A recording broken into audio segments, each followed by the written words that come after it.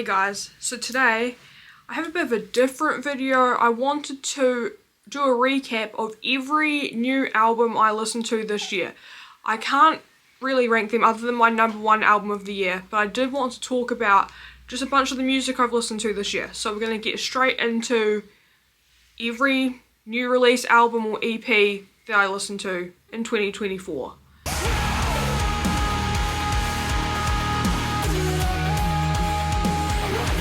So I have my list. I'm going to start with Cure by Era. This was one of my most anticipated releases coming into this year. I absolutely love Era. They make the kind of metalcore that I am always wanting.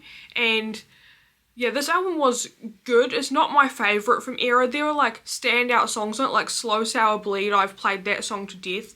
But I don't know, there was something missing for me in this album. Like, though I still even now can't really figure out why, because it sounds like Era and it sounds exactly how I wanted it to, but there's just something missing where this album never really connected for me, even though it's like objectively good.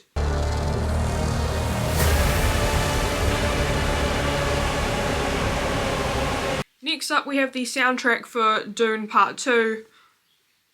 I love movie soundtracks.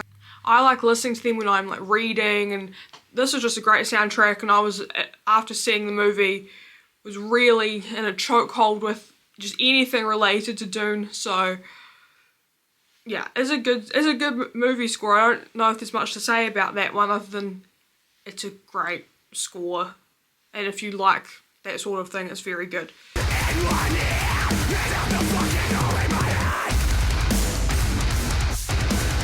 So next was Half Living Things by Alpha Wolf, which I love Alpha Wolf, and this album was sick. I've played this album so much. I have the vinyl of it. The songs are so easy to play over and over again. It's exactly what you kind of expect from Alpha Wolf. It's heavy and angry, but in the fun way, and it's just, the breakdowns are sick, and I got to see them live in August and hear some of the songs from this album live, and they were fantastic. And just, yeah, Alpha Wolf is sick. Half Living Things is definitely their best work, easily. And yeah, just a really good album with the Ice-T feature as well. Like, just, yeah, this one was just sick, and I've played it a ton, and I will keep doing so.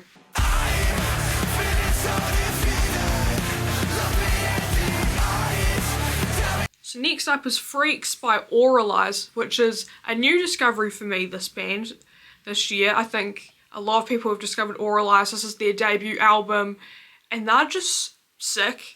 And this album is super original and interesting, and it's really great metalcore, but they're doing something that's very different, but also not straying too far away from what like I want as like a metalcore fan.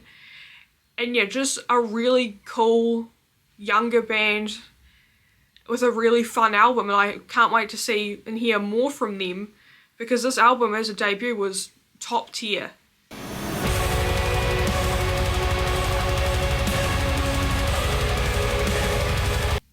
The Black by Eminence is an album I still don't know if I fully have words for. I love Eminence. This again was one of my most anticipated albums coming into this year.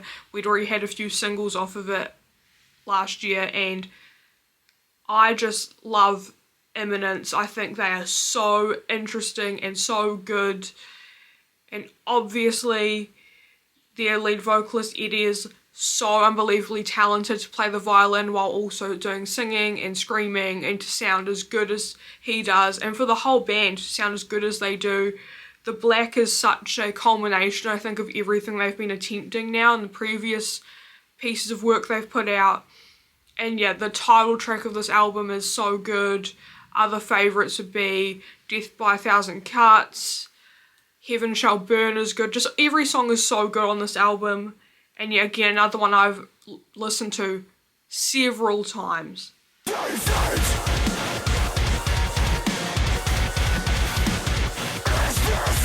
So I originally promised myself that I wouldn't put any deluxe albums on this, because it's not really like a new album. However, Envy and Tanimate did release the Heavener Definitive, which is obviously the deluxe of last year's Heavener. And yeah, I just need another excuse to talk about how great Heavener by Envy and Tanimate is, and I actually think the additional songs really add to the experience of Heavener, which I already considered to be a perfect album, but it had only got better with more. And yeah, I just needed to like add in that everyone should listen to Heavener Definitive. Envy and Tanimate are just operating on another level from everyone else right now, in my opinion.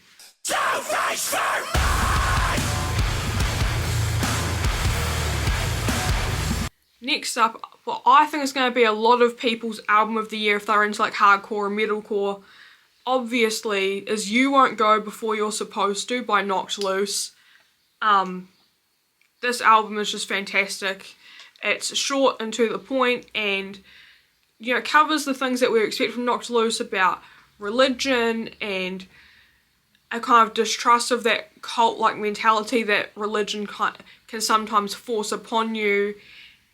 And it's just sonically the best they've ever been, thematically the best they've ever been. Knocked Loose are just operating again on a whole nother level. They're just one of these bands that they just have mastered what they want to do, and this album really does highlight what Knocked Loose has already done so well, and also they've just improved upon it.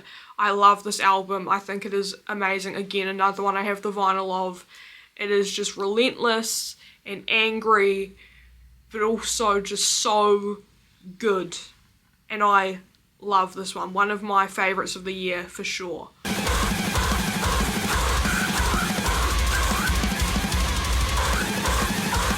So next we have Starfire by Darko US, and I have such a hard time with this album because on one hand I love Darko, I love the weird shit they do. Like, no one else sounds like Darko at all, not even close. There is no one that sounds like this, and they're experimental and weird and heavy, and it's insane.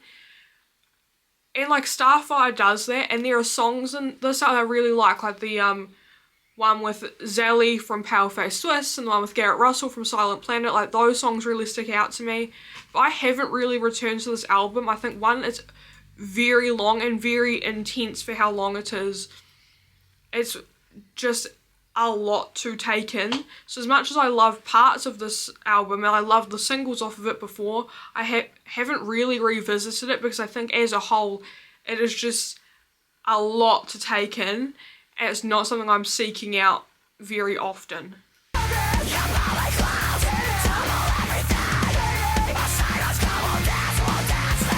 Next up is another one of my favourites from this year, which was Coup de Grace by City Space Cowboy. I love this album.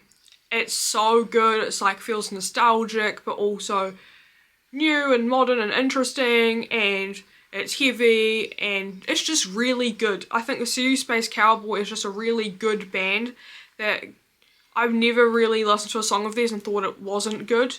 And this album is just more of that. I also think the theming for this album was fantastic, and they really committed to that, which I always appreciate.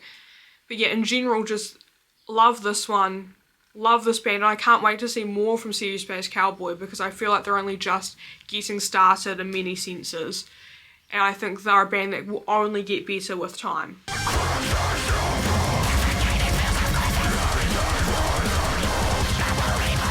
Next up we have an EP, which is The Poetic Edda by Synestia and Disembodied Tyrant, and this is just a crazy deathcore EP. It's fantastic. It's constructed really well. It's not something I'm going to go back and listen to a ton, but I've actually re-listened to it a few times, and it is just very good. Like, when I'm in the mood for that kind of deathcore, this EP serves that purpose perfectly.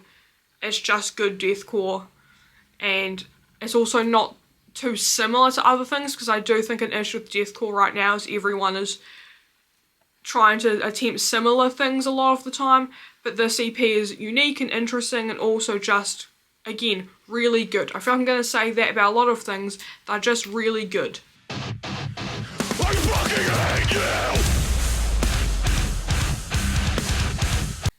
Death is Little More by Boundaries is one of the best albums of this year, and it's one that kind of got lost when it came out for me amongst other releases because it came out around the time of Era and Alpha Wolf and Imminence, and so it kind of got a bit lost for me, even though I listened to it at the time and really liked it. But just recently, in this later part of the year, I've like finally taken the time to re-listen to this album a few more times, and it is one of the best of the year. It is so good. It is relentless, but so unbelievably good. Just interesting. They managed to keep it being relentless and heavy without it getting boring or repetitive, which I think is quite difficult to achieve. But no, this is just a really solid album, and I think Boundaries are just operating at their best with this.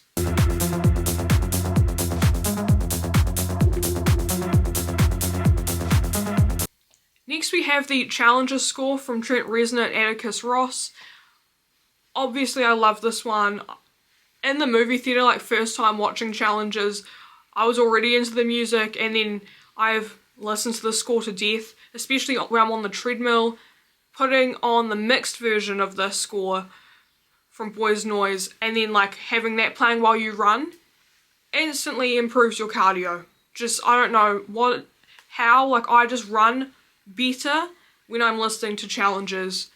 So I've listened to this a bunch of times, and it's just really, really good and fun and something different as well for me amongst my other listening. I used to think that kind of shit won't happen to me. I used to think about all the things I wanted to be. I used to dream. So next up is Who Are You When No One Is Watching by Graphic Nature, and this is a band that I think is really underrated. They had released their debut album last year, which I have forgotten the name of. Let me look. A Mind Waiting to Die was their debut from last year, and they already came out with a second album this year, and they're just really good. Again, just heavy, relentless, but really interesting. And yeah, big fan of this band. Think that they are really onto something with their sound and the direction they're going in, and this album was just proof of that yet again. What's gonna come and rescue me? I'm drowning in my sleep. So this year we finally got Posthuman Next Gen by Bring Me The Horizon, the long-awaited sequel to 2020's Posthuman Survival Horror, and I love Bring Me. I'm always going to love a Bring Me album, even if this isn't my favourite, and I do think that there are parts of there are things added into the songs to carry through the Posthuman theming that I think do take away from parts of this album, and it does feel a little disjointed.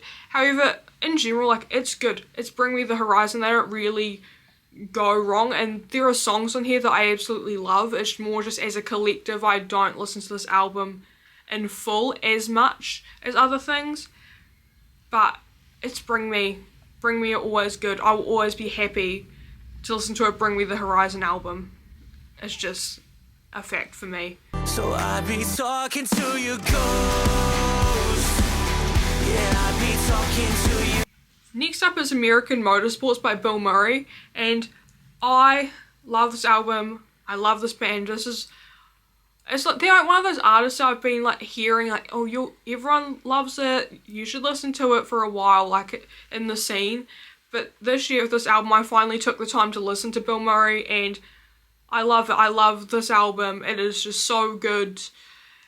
It's, yeah, man, I never thought I'd want to listen to anything even close to country music at all, but this album manages to meld country metal in a way that makes it very listenable, I think, for pretty much anyone, and it's just really good. It's really well written. I think the videos are hilarious, and yeah, I just love this album. Don't you break me out from your life. Won't you let me one now?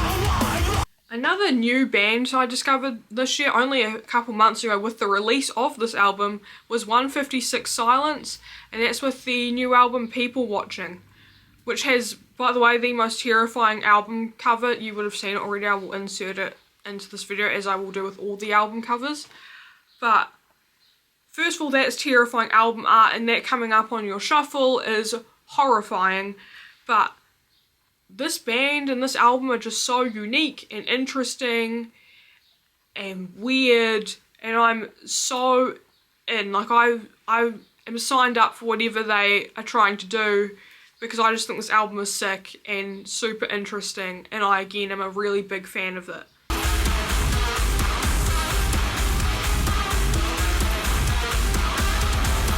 So next up is another EP, which is Mare by Mirar.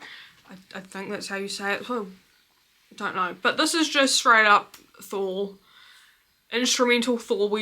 I'm actually glad there aren't vocals on this. It is so insane to listen to. But actually, if I'm in the right mood, it is very listenable. I really like the song Rose Bonbon. I think that's like the best one in the EP. But you have to be a specific type of person, I think, to listen to this voluntarily, because it is so relentless and insane, and I don't really have words for this one. You'll either love it or you'll absolutely hate it and think this is the worst thing you've ever heard. I happen to be in the category of people who love it, but yeah, it is a wild EP, that's for sure.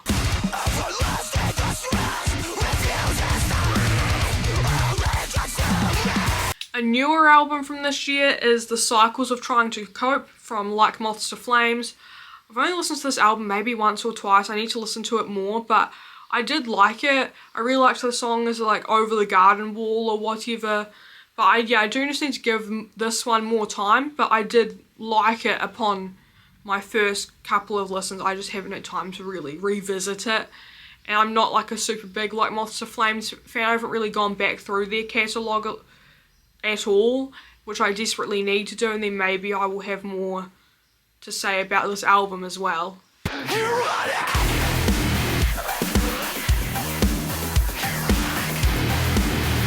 so this is my album of the year, and not a surprise to anyone who knows me, it is What I'll Leave Behind by Void of Vision. I love Void of Vision. I will sign up for anything they make, because I just think they itch a very specific part of my brain that no other artist can, and I'm very sad to now know that this is the final album from Void of Vision. But it's what a fantastic album to kind of end your time as a band on. It's just, this is Void of Vision at their best. They've taken kind of all of the best parts of their previous work, especially the Chronicles EPs, which is when I got into the band. But they've just kind of taken all the best parts of that and condensed it and put it into one really focused direction. And it's just so good. It's everything I wanted from Void of Vision. And I love this album. I love this band. Was easily my album of the year. As soon as they announced the album, I pre-ordered vinyl the same day. And I knew from that second, like, oh, this is my album of the year. It doesn't even matter what else comes out. Like, Void of Vision will take it for me, because I just know that they're always so unbelievably good. So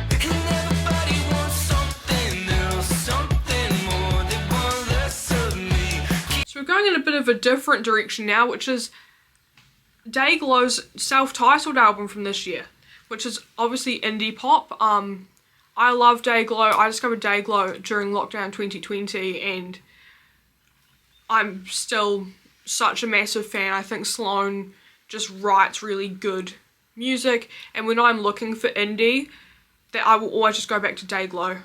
This is the 4th Dayglow album, which feels crazy already that I've been around for 4 Dayglow albums, but just really good indie pop. Highly recommend to everyone. I absolutely love Dayglow. Yeah, I really don't think anyone could dislike it if they tried. And this album, again, is just more of the great music that I wanted from Dayglow. So yeah, I just love this one too.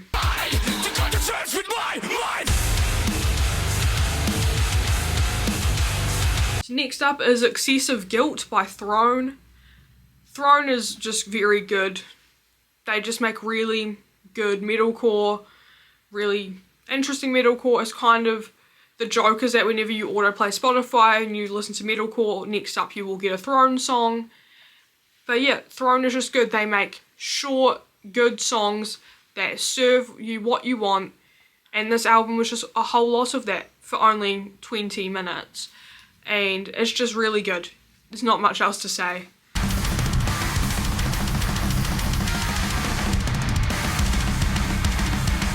Next we have another EP, which is Heaven Let Them Die by Counterparts, which was a complete surprise release a couple of weeks ago from where I'm filming this, because I'm filming this on November 20th, so also, yeah, if there's something comes out in December, it's not going to be here.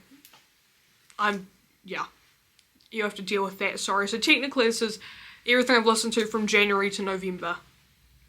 But anyway, Heaven Let Them Die by Counterparts is just really good. Again, it's Counterparts doing what I want from Counterparts, and the fact it was a surprise drop only made it better.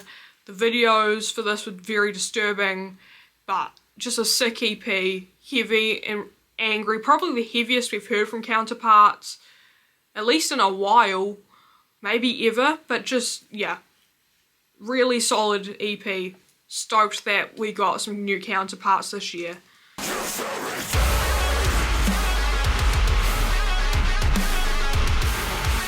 Another new album, another new Thor album is From the New World by Alt, and this album is insane. So good. They, like, the way this all came together, these singles were all fantastic, and yeah, just the way that everything connected to form this album is unbelievable. Just so good, I think. Yeah, the fact this is a debut as well only makes it more impressive. We've had great EPs from Alt previously, but to finally have a full-length album and it to be this good and focused, but also still interesting and progressive in the ways I wanted it to be, I'm just stoked on this one. And I'm thrilled that Alt just make music, honestly.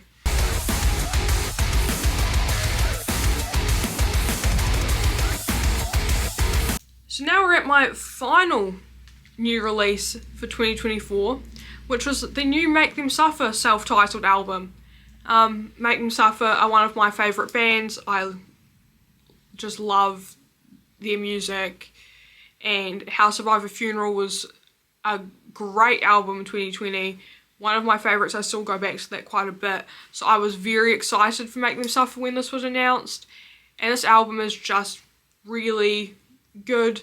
It's just everything I expected from Make Them Suffer. The songs, I think individually the songs are better than the album as a whole, I'll say that. Like, I think they're far better to listen to singularly versus like as a collective. But it's just still very good. I love Make Them Suffer. I'll never be mad at new Make Them Suffer. So yeah, I don't have much more to say about that one, but it's good again. So yeah, that is every new album and EP I've listened to in 2024, I think. I'm pretty sure I haven't missed anything. There's a chance I have, but that feels right, that list. But yeah, it was a great year to be a modern metal fan, I feel like. I think the scene's only getting better and better, and next year looks insanely stacked. We've already had confirmation of new Motionless in White, new Stray from the Path, Spiritbox just announced their new album. It's going to be an insane year of music next year, but this year was, yeah, fantastic. I wonder if I can give a top 5. Let's see if I can like actually say my top 5 albums. My obvious number 1 is Void of Vision with What I'll Leave Behind. My number 1 is obvious. The other 4 are like equal to me, because then it has to be Knocked Loose with You Won't Go Before You're Supposed To. It has to be Alpha Wolf with Half Living Things. Ooh, now I'm struggling with 2 more. Maybe it has to be, ooh. No, I can't even pick a top 5. Just know that Void of Vision is my favourite and you should listen to Void of Vision. But yeah, that's all. I hope you liked this kind of different video from me. And yeah, let me know in the comments down below as well, like, what your favourite albums were from this year.